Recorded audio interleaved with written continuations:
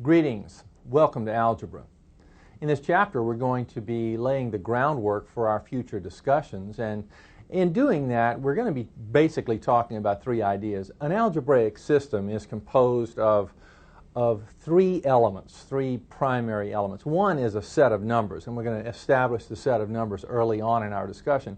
And the next element after the set of numbers is operations like adding, subtracting, multiplying, dividing, and there are many other operations as well. But so we have the set of numbers, the operations, and then we have properties. And those properties are those rules that allow us to perform certain operations in a certain way with that set of numbers is what algebra is composed of. Well, let's start with the set of numbers. The set called natural numbers is the set of numbers 1, 2, 3, 4, and so on. Now, the ... means and so on in the pattern that has been established. Now, the set idea is that a set is just a collection of items, and here we have a collection of numbers. And this way of writing that set is called the roster method. And the braces here say that everything in the braces will describe what's in this set. And we are actually describing the set by listing the items in the set. Another set of numbers that will be referred to from time to time is a set of whole numbers. And the set of whole numbers and natural numbers are very similar to one another. When we take the set of natural numbers and add this element called 0, then we get the set of whole numbers. So whole numbers would be this set. Integers would be a set that can kind of informally be described as positive and negative whole numbers. Now, 0 is neither positive nor negative, so that doesn't exactly apply, but it's fundamentally that idea. So integers would be ... -2, -1, 0, 1, 2, and so on. You see, so we have and so on in both directions here, in both this positive direction and this negative direction. Now, a lot of times integers and other numbers are illustrated on a number line. The number line is composed of a position for something like 0, and then positions for other numbers. And typically, positive numbers lie to the right, negative numbers to the left when we're talking about a number line. And when we locate a position on the number line, like here's the location of 1, we're actually graphing the number 1. So the graph is just the dot on the number line that's associated with that number. Okay, here's another number line. It goes -4 all the way to 4 over here, and the arrows indicate that each end extends infinitely far. Because we have a number line written here, we can actually place numbers in order. We can create an order relationship. And that order relationship, when we describe it in terms of less than and greater than. Now, if you just kind of look at the number line, especially at the positive side, you notice that the larger numbers are to the right of smaller numbers. And that's just fundamentally our idea about order on the number line. That a number that lies to the right of another is greater than that other number. So, and a number that lies to the left would be less than another number. So, we could say then that -1 is less than 3. Now notice this is the symbol for is less than. And here's the symbol for is greater than. So let's see, -1 is less than 3 because -1 lies to the left of 3 on the number line. 0 is less than 2 because 0 lies to the left of 2 on the number line. Now, if there's any challenge in determining order relationships on the number line, it's between any two numbers that are both negative, because it's a little bit counterintuitive. When we see, for example, -3 and -1, now from the number line, you see that -3 lies to the left of -1, so we know that -3 is less than -1. But when we just look at digits here, 3 and 1, it sort of goes against the grain a little bit because we know that 3 is greater than 1, yet -3 is less than -1. All right, and 2 is greater than -3 because 2 lies to the right of -3. And indeed, any positive number is going to be greater than any negative number. So when we see positive numbers and negative numbers in this order relationship, we can very quickly determine which one is larger than the other. And let's see, 3 is greater than 1. Negative 1 is greater than negative 3. Here's that situation with two negative numbers that we have to be careful about. Think about where the numbers lie on the number line. You see, negative 1 lies to the right of negative 3, and we can see that up here. Negative 1 lies to the right of negative 3, so negative 1 is greater than negative 3. All right, so we write greater than. Let's put the proper symbol into these pairs of numbers. What about for negative 8 and negative 2? Well, negative 8 lies to the left of negative 2 on the number line, so negative 8 is less than negative 2. Here we have a positive number and a negative number, and it's always true that a positive number is larger than or is greater than a negative number. So 5 is greater than negative 6. Now here are two negative numbers, negative 36, negative 49. Which one lies further to the left, you see, is kind of the way to think about this. Negative 49 lies further to the left of negative 36. So negative 49 would be the smaller number. This would be the larger number. So negative 36 is greater than negative 49. And here we have two numbers. One's positive, one's negative. The positive number is always greater than the negative number. Now, there's a tendency to forget what this says and what that says. There's a tendency sometimes to think, well, which symbol means greater than and which one means less than. And if you forget, you can always remember, kind of like this, that the little arrow seems to always point toward the smaller number. And so if you forget the meaning of this, then you would do something like this. Write down two numbers that you know the relative size of, like 1 and 5. And then make the arrow point toward the smaller of the two. Let's make the arrow point toward the smaller, and then we'll read it as we understand it. We understand that 1 is less than 5. Oh, this means is less than, you see.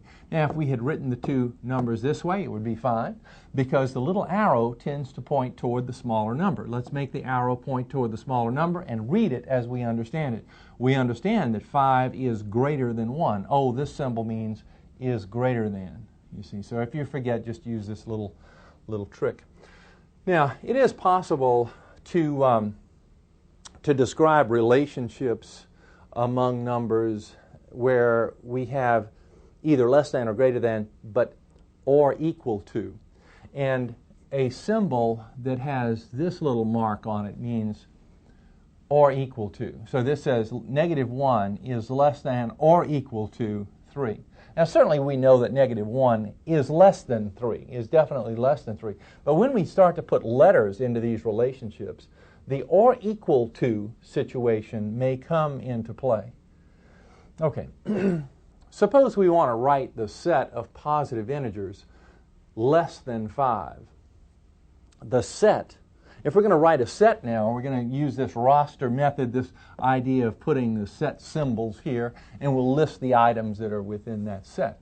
So we want the positive integers less than 5. Now strictly less than 5, that means 4, 3, 2, and 1. We don't list 0 because 0 is neither positive nor negative. The first positive number to the right of 0 would be 1. So this would be the numbers 1, 2, 3, and 4. So this is the set of positive integers less than 5.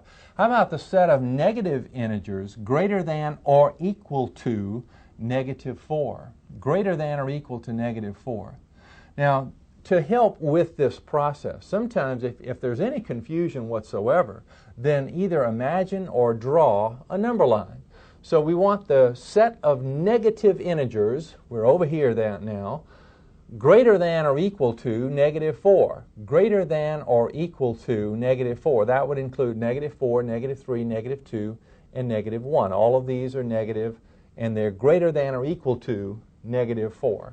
So the set containing negative 4, negative 3, negative 2, and negative 1.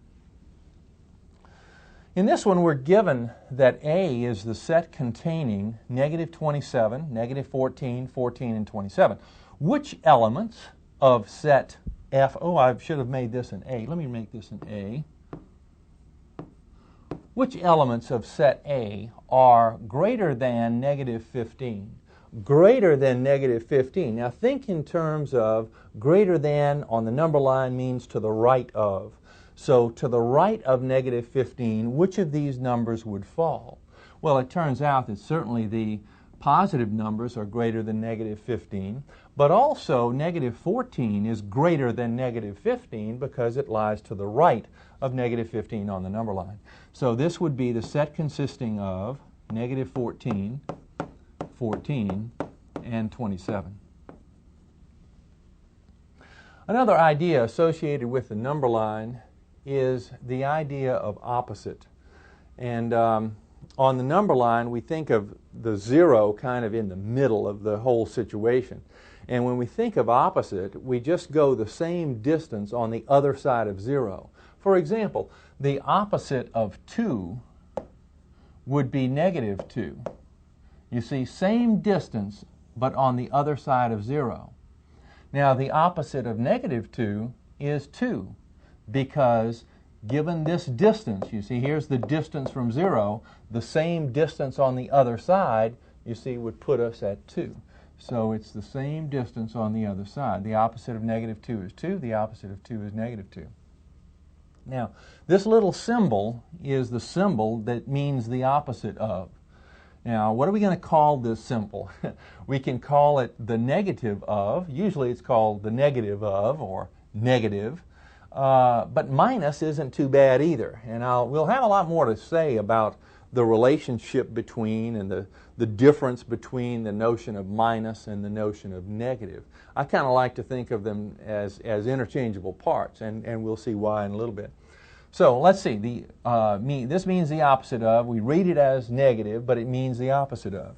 Okay, the opposite of negative, the opposite of 2. The opposite of 2. You see, or negative 2 means, let's see, the opposite of 2, that would be negative 2.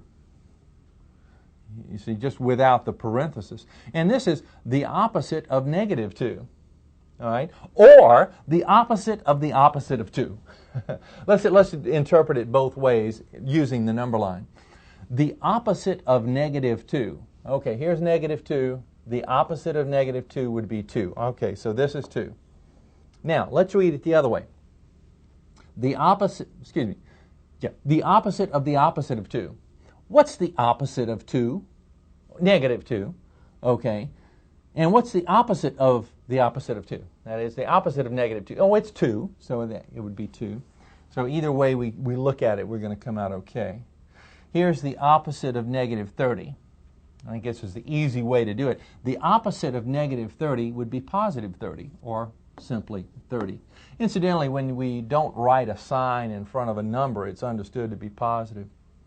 Here's one that's rather interesting. We're going to let letters stand for numbers a lot of times, and we don't know whether the letter to begin with is positive or negative. But let's take on this problem. If A is positive, then what does this mean? Well, the opposite of A would be negative. All right. Now, let's change things around a little bit. If A is positive, then this symbol, the opposite of that A, would be negative. What if I make this negative? What if I ask if A is negative? Okay, if this number is negative, then that number, which is the opposite of that negative number, would have to be positive. And it looks wrong to represent a positive number like this because of that symbol. Because that symbol says negative or minus. And we tend to think that every time we see that, we are representing a negative value. But if A itself is negative, then this is the opposite of a negative number, which makes it positive. So it's possible to use this symbol with a variable, with a letter, and still be representing a positive number. Kind of an important idea. The notion of absolute value, and this is absolute value is, we can think of it as an operation. The operation of absolute value has to do with distance from 0 on the number line. And all it is saying is this. Let's take the definition of absolute value as distance from 0 on the number line. And so the absolute value of 5, since 5 lies 5 units from 0, the absolute value of 5 is 5. The absolute value of negative 5 is also 5, because this number is also 5 units from 0 on the number line. It's just in the opposite direction, you see, from that number. But the absolute value of negative 5 is 5. So the absolute value of some number will always be positive, because we take distances to be positive regardless of the direction where we're going. Generally, unless we say it's a directed distance, which means that we would associate a positiveness or a negativeness to it. But for right now, for absolute value, distance is always positive. So absolute values of numbers are always positive. Now, consider these situations. The absolute value of 10. 10 is 10 units from 0, so this is 10. The absolute value of negative 12, easy, 12. 12 units from 0. Now, what about the opposite of the absolute value of 5? You see, this part of the problem is 5, but this is the opposite of 5, which would be negative 5. In this one, the absolute value of 4 is 4, because 4 is 4 units from 0 on the number line. The absolute value of negative 4 is also 4, because negative 4 is 4 units from 0 on the number line. And this is the opposite of the absolute value of negative 4. But the absolute value of negative 4 we know to be, this is 4. So this is the opposite of 4, or negative 4. We're going to talk now about adding and subtracting integers. This is a process that can be taught and learned in a lot of different ways that are compatible with one another. And I'm going to show you the method that my students use, and it's a method that I've come up with over the years where my students make the fewest number of mistakes. It's a relatively easy situation, but we've got to, instead of thinking about adding and subtracting, we're just thinking of collecting. And when I say collect, I mean just bring numbers together. Now, here's the way the situation works. If we're collecting signed numbers, now notice I'm not even saying integers here. I'm saying signed numbers, numbers that have a sign associated with them. We're collecting them, we're bringing them together. And we don't think of positive and negative so much, and adding and subtracting so much. We're just bringing two numbers together and we're looking at sign patterns. Okay, so when the numbers have like signs, when the signs are the same, either both positive or both negative, then we add the digits. You see, we disassociate ourselves from the sign for a moment, and we add the digits, and then we attach that common sign. Now, I'll show you plenty of examples in just a few minutes, but that's all there is to it. If both signs are positive or both signs are negative, then add the digits and attach the common sign. Now, when we have unlike signs, we subtract digits. Now, when I say subtract digits, we disassociate ourselves from the signs. Just look at the digits and take the small digit from the large digit. That's all. So we subtract in the way that we intuitively know how to do. And then we attach the sign of the larger digit. All right, let's look at some examples. Here we have 4 plus 3. Now, intuitively, 4 and 3 is 7. You see, and that's what we're going to get as the result. But if we're thinking of this in terms of signed numbers, we have an understood positive 4, and this is a positive 3, or we can think we're adding a positive 3. So the signs are the same, and we add 4 and 3 to get 7, and we attach the common sign plus. Now, a lot of times we don't write plus signs in an answer like this. We would just write 7, and it's understood to be positive 7. But I'm just putting the plus in here for emphasis. Here we have 4 minus 3, and we understand intuitively that since the first grade, 4 minus 3 has been 1, and it's going to be 1 here as well. But we can think in terms of what we were talking about over here, that this is an understood plus before the 4. I can write it for emphasis. We have different signs, so we disassociate ourselves from the signs for a moment. We take the small digit from the large one. We take 3 from 4 to get 1. And we take 3 from 4 to get 1, and we attach the sign of the larger one, and it's plus or positive. So we're going to get 1. I'm not going to write it this time. Now, another way to think about this is to do this. We can say, gee, subtracting 3 is the same thing as adding the opposite of 3. So this could be shown as adding the opposite of 3 is negative 3. So this could be 4 plus negative 3. Now, in the day-to-day affairs of algebra, we perform these operations many, many times. And we want to try to write as few symbols as we can possibly write, I think. And rather than go from a step like this to a step that looks like this, I would rather we stay in this kind of notation and understand that this says subtract 3, but it means the same thing as adding the opposite of 3. Now here's where the lines between subtract and negative, you see minus and negative, become somewhat blurred, because after all we can sort of change between those two and they pretty much mean the same thing. So in either event we're going to take 3 from 4 and we're going to end up with positive 1, you see. So I kind of prefer this method to this method, and in fact when I see this I often want to go to that in order to just make it a little simpler to see through.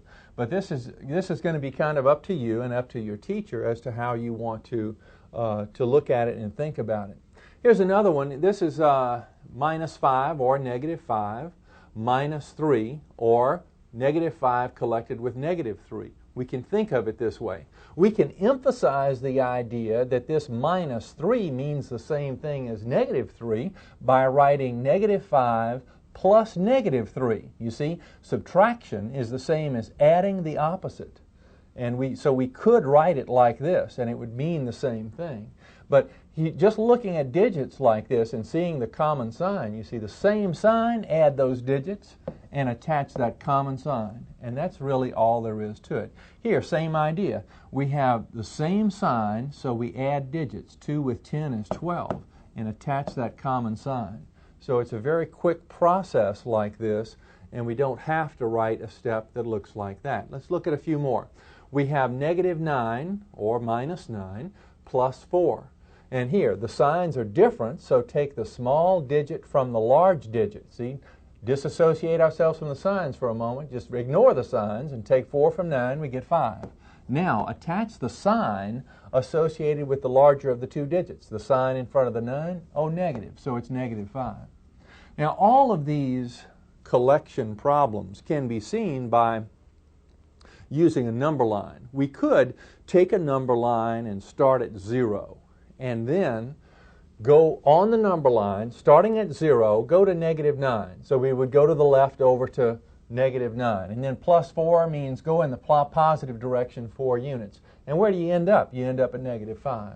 So it's another way to do this, but it's a pretty cumbersome way day to day. You wouldn't want to have to use the number line every time you go through a collection like this. But it's kind of a neat way to look at it and to sort of check what you're doing here if you haven't done this kind of thing before.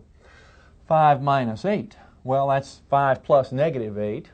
We know that, though. So we just look at it in terms of sign difference here, understood plus, and this is clearly minus.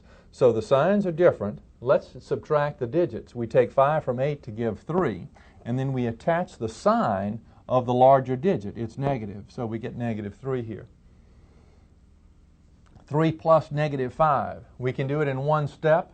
We can use this idea that we've been talking about, or we can say, gee, instead of having the parenthesis here, I'd rather see it in a cleaner fashion. And when a plus sign precedes a parenthesis, we can drop the plus sign and drop the parenthesis. This is just 3 minus, whoops, not 3 minus 3, my bad. This is 3 minus 5. So we have unlike signs. Take 3 from 5 to give 2 and attach the sign of the larger digit, it's negative, so negative 2. A little practice goes a long way here in causing you to become comfortable with this idea. Here we have a string of items to be added, and this often happens in algebra where we're just collecting a group of terms with one another. Now, in this situation, we could approach this as 5 minus 7, get an answer, and then whatever the answer is, collect with negative 4, and then whatever that answer is, collect with 6, and then whatever answer that is, and so on. Or we could think of arranging the problem a little bit differently and make things very easy for ourselves. We know that when the signs are the same, we're going to add digits, and it's pretty easy to add digits. It's easier to add than it is to subtract. So we'll think of the problem like this. Let's think of all of the digits that have a plus sign before them. So we have positive 5, we have plus 6, we have plus 2. So let's add those first. All right, so we have 5 and 6, 11. 11 and 2, that's 13. Now, all the ones that have minus signs in front of them, we'll collect those. All right, now I say minus signs. We could say they're all negative.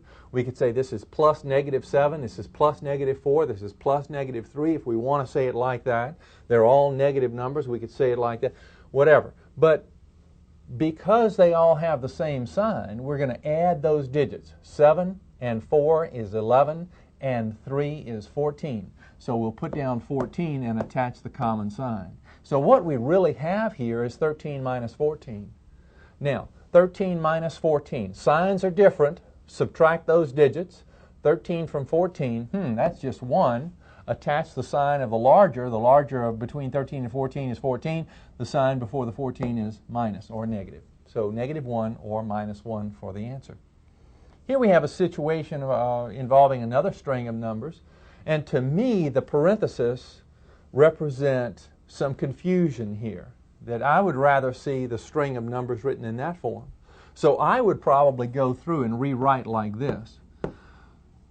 Subtracting means adding the opposite. So instead of minus negative 2, this is plus 2, you see, or simply plus 2. When you see a minus sign preceding a parenthesis, you can just change the sign of the item inside the parenthesis. It's just a fast way to deal with the situation. Minus sign precedes the parenthesis, change the sign. Plus sign precedes the parenthesis, leave it alone, you see, and just bring it down. So here we would bring down the minus 3, and then the plus sign precedes the parenthesis, drop that plus sign, we have minus 4, and then minus 5. All right, now using the technique that we used above, just considering positive and negative numbers separate from one another, we have only one positive number, or number preceded with a plus sign, that's 2. And now we're going to collect with that. Let's see, all these have negatives with them, so we'll add the digits. 4 and 3, 7. 7 and 4, 11. 11 and 5, 16. So this is 16 with a minus sign before it because we're attaching the common sign. Then 2 minus 16, take 2 from 16, we get 14, and we attach the sign of the 16 or minus, negative 14 or minus 14. Now in a section that's coming up later, we're going to talk about interpreting words in a mathematical form. And because we're talking about adding and subtracting here, now I haven't really talked about words associated with adding and subtracting. Usually the word sum is used to describe addition. The sum of a couple of numbers means the answer when we add them. The difference of a couple of numbers means the answer when we subtract them. So we can use those words, or we will be using those words, and translating word phrases into a mathematical form. And I'd like to introduce you to that right here. The sum of 5 and negative 7. Now, sum is the answer in an addition problem. And when it says the sum of, and two items will follow, and those two are to be added together. Now, so we're taking 5 and we're adding negative 7. Now, we're adding negative 7. And you can write it like this, or you can write it like this. But at any rate, we have different signs, and so we take the 5 from the 7 to give 2, and then we attach the sign of the larger one that's negative. So negative 2 when we collect or find the sum of 5 and negative 7. Now, the difference between, now the word difference refers to subtraction. And when you have a subtraction problem, it's very important to write down the correct number first and the correct number second. And when we talk about the word difference, the difference between, let's say, A and B. Now, the word and is in there, but the word and doesn't refer to addition. It just refers to the other item in the subtraction process. And when we say the word difference, the first item that follows that word is the item you write down first. And then you put a subtraction sign and you put the other item down. So when you say the difference between A and B, it's A minus B. So here, the difference between negative 4 and 5 means negative 4 minus 5. You see, and now we see that, and just this is kind of a blind idea when you're not trying to interpret anything here or perform any operations. You're just interpreting this sentence and writing down what you understand. And then you go into thinking about how to accomplish this. So let's see, signs are the same, 4 and 5, 9, attach that common sign. And by the way, difference between negative 4 and 5, if you were thinking on a number line, how far away is negative 4 from 5? You see, it's 9 units, isn't it? And that's part of this idea. It's one interpretation here of what we're talking about. Okay, anyway, subtract negative 3 from 8. Now, just another way to indicate a subtraction problem. Here's a subtraction problem. Here's another way to indicate it. Now, subtract this from that. It's saying we're going to take this away from something we apparently already have. So subtract this number from the 8 that we apparently already have. We write down what we already have, and we're going to take away the negative 3. You see, now, I want you to notice here that the negative 3 and 8 appear in a certain order here, but they appear in a different order here. Sometimes it's thought that when writing down numbers and operations from a sentence that they are going to appear in pretty much the same order that they do in the sentence, and they really don't. It's a matter of interpretation and correct interpretation that allows you to put them in the correct order. And order is very important when you're talking about subtraction. At any rate, subtract this from that means 8 minus this. And now let's see. Subtract means add the opposite, or when we have a minus sign preceding a parenthesis, just change the sign of this number. So this is 8 plus 3, or 11 for the answer.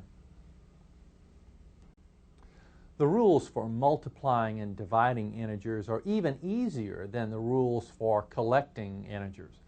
Here are those rules. Multiplying or dividing sign numbers, if the signs are alike, we get a positive answer. If the signs are not alike, we get a negative answer. And that truly is all there is to it. Now, to give you an idea of why this is the case, look at this pattern. Here, we know that 4 times 3 is 12. We know that 4 times 2 is 8. We know that 4 times 1 is 4. We know that 4 times 0 is 0. Now, look at the pattern that's established here. I have a multiplier here. This 4 is fixed, and this multiplier is being reduced by 1 each time. So 3, 2, 1, 0. What's the next item in the pattern? Well, it would go into the negative numbers. It would become negative 1 and then negative 2. Now, what's the pattern over here for this product? The product is the answer in a multiplication problem. 12, 8, 4, 0. Notice that the product is being reduced by 4 each time. So if we continue this pattern, then the result here should be negative 4 and then negative 8. And it turns out that that is the case, that when we multiply and we have a difference in sign, if the signs are different, we get a negative answer. Signs are different, negative answer. Now look at what happens if I take a couple of numbers. Now notice negative 4 times 3. I'm going to go through the same pattern, but we have a negative number times a positive number. The signs are different, so we get a negative result. It's 4 times 3, 12, and then negative times positive is negative. Now, okay, with that idea, we're keeping the negative 4 the same, and we're reducing this multiplier by 1 each time. And continuing the pattern, we go into the negatives down here as we did before. Notice the products, though. Here we get negative 12, here negative 8, here negative 4, here 0. Negative 12, negative 8, negative 4, 0. Gee, these numbers are increasing by 4 each time. And if we continue with the pattern, then here we would get 4 and then 8 and so on. So it turns out that when we multiply two negative numbers, we get a positive result. Two negative numbers, positive result. So if we're multiplying two positives, we get a positive result. If we're multiplying two negatives, we get a negative result. Excuse me, we get a I'm getting confused. If we multiply and the signs are the same, we get a positive result. Either two positives or two negatives, we get a positive result. When the signs are different, we get a negative result. And it doesn't make any difference the size of the numbers, the relative size. You know, that made a big difference when we were collecting sign numbers. We attached the sign of the larger digit. Well, it doesn't make any difference here. The idea is only a recognition of whether or not we have same signs or different signs. Now, by the way, the numbers that are being multiplied are called factors. These are the factors being multiplied to get this product. Kind of an important word to realize. The word factor implies numbers being used in this multiplication process. All right, here, 4 times 3, we know this to be 12. Negative 4 times 3, we have different signs, so it's negative 12. 4 times negative 3, different signs, negative 12. Doesn't make any difference whether that 1 minus sign is associated with the larger digit or the small one. It just doesn't make any difference. Different signs, negative answers. Negative 4 times negative 3, same signs, positive answer. 4 times 3, 12. It's kind of handy here in performing these operations, I think, to think about the multiplication of digits as a separate event from the consideration of the sign. Just multiply the numbers and then put that down, and then look at the sign pattern and put down the correct sign for the answer. So it's multiply numbers and then consider the sign of that answer as separate events. Kind of keeps it separated in your head, and you make fewer mistakes like that. Here we have a string of factors to be multiplied, and notice that there are 4 factors and all 4 of them are negative. Now, in a circumstance like this, we might follow that idea that I was just talking about, that we'll think about multiplying the digits, and then we'll think about the sign of that answer, of that product. So let's find the digit or digits involved in this product. We have 1 times 2 times 3 times 4. 1 times 2 is 2. 2 times 3 is 6. 6 times 4, 24. So 24. Now, is it positive or is it negative? Well, there are several ways to figure this out. One way is like this. Suppose we pair these two together. And just think about the signs now. We're multiplying and we have 2 negatives, so that result would be positive.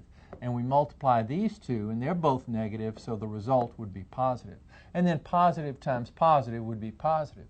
So the answer is positive or plus or simply 24. Now, notice that in associating these two factors and those two factors, I'm just pairing the factors that are negative. And it turns out that if there are an even number of negative factors, we get a positive result. If there were an odd number of negative factors, we would get a negative result. Now let me show you that. Suppose here, instead of having, I could change any one of these to illustrate what I'm going to illustrate. It doesn't make any difference which one. But if I just erase this minus sign, you see, and make this understood positive 4, then in this pairing routine, I can pair these two negatives with one another and get positive, but this minus times plus would be minus, and then plus times minus would be minus. So if we have an odd number of negative factors, we get a negative result. If we have an even number, we get a positive result. Here's another interesting situation, 5 times negative 7 times 35 times 0. Now, we could begin this by saying 5 times negative 7 and find that product and then multiply that times 35 and then multiply that times 0. But when we see a string of factors like this and 0 is one of those factors, the answer is 0. Because 0 times anything is going to be 0. And if 0 is just one of the factors, regardless of what the others look like, that answer is going to end up to be 0. Now, in these problems, you'll notice that I'm using parentheses to indicate multiplication. And actually, multiplication can be indicated in a lot of different ways. One way is to use a little dot in between the numbers. If we were multiplying 4 times 5, for example, we could indicate the multiplication like this. A lot of times when signs are involved, when a negative sign particularly is involved, it's helpful to use parentheses to kind of separate that sign and associate it with the digit that it's next to. So sometimes parenthesis is used, sometimes the dot. The little x's can be used like from arithmetic, but we kind of get away from using the x in algebra because x is a letter, and letters sometimes stand for numbers. So to avoid that confusion, we kind of get away from that indicator. Now, if parenthesis means multiply, you might recall that we used parenthesis when we showed some problems in collecting. Like a little while ago, we were talking about problems, such as this. Now, the notion that parenthesis means multiply is not inconsistent with this. In fact, parenthesis generally means two things. It means do me first, do this first, do what's in the parenthesis first. And we'll see that situation later. And then it means to multiply. Well, the multiplication here implies that we multiply times the number that is either to the left or to the right of the parenthesis, or perhaps both. But here, if we're thinking of it as multiply, we only have a minus sign to the left of the parenthesis. How do we multiply times a minus sign? Well, it's negative understood 1. That's how we resolve that situation. And negative 1 times negative 5, that would be plus 5. So this is 4 plus 5, or 9, as we knew from earlier. And we said that when a minus sign precedes a parenthesis, we change the sign inside. Well, this is why we can do that, because it's negative 1 times whatever's in there. It's just going to change the sign, you see. So all things are kind of consistent here, and everything is right with the world. Let's consider division. Division can be indicated with a division sign like this, 15 divided by 5, but another way to indicate division is by using a fraction. Fractions imply divisions, and here this is 15 divided by 5. Now, we know that 15 divided by 5 is 3. 3 is our answer here, and the emphasis that I'm trying to make here is the sign idea. When the signs are the same, we get positive results or positive answers. And incidentally, the answer in a division problem is called a quotient. A quotient. Okay, so the quotient here is 3. Now, let's figure this quotient. 12 divided by negative 4. Now, think about the digits separate from the sign. So we think 12 divided by 4 is 3. Now, what is the sign that is associated with the 3? Well, the signs of numerator and denominator are different, so this becomes negative 3. And here we have negative 18 divided by negative 6. 18 divided by 6 would be 3. The signs are the same, so it's a positive 3. And we have an indicated, understood 3 here. Now, 1 as a divisor is rather interesting. It's like 1 into 5. How many times does 1 go into 5? Well, gee, it goes 5 times. You see, when 1 is in a denominator and we're looking for that quotient, then it turns out to be the numerator like this. Now, 0 presents an interesting situation, and it's very important that we understand the difference in the result when we have 0 in a numerator versus 0 in a denominator. Let's look at the difference between 0 over 3 as a fraction and 3 over 0. Now, we know that a fraction implies a division problem. In this one, it means 0 divided by 3. So as a long division problem, it's 3 into 0. Now what's the nature of long division? It means that we're looking for a number that we call the quotient, which when multiplied times the divisor gives the dividend. In other words, what number times 3 is equal to 0? And we can answer that question with a number, and that number is 0. Now that's why 0 over 3 is equal to 0. But look at 3 over 0. That means 3 divided by 0, or 0 into 3. Again, we're looking for a number which when multiplied times the divisor gives the dividend. In other words, what number times 0 is equal to 3? Well, no number times 0 will be equal to 3. And that's why 3 over 0 is undefined. And any time we have a fraction with a 0 denominator, the situation is undefined.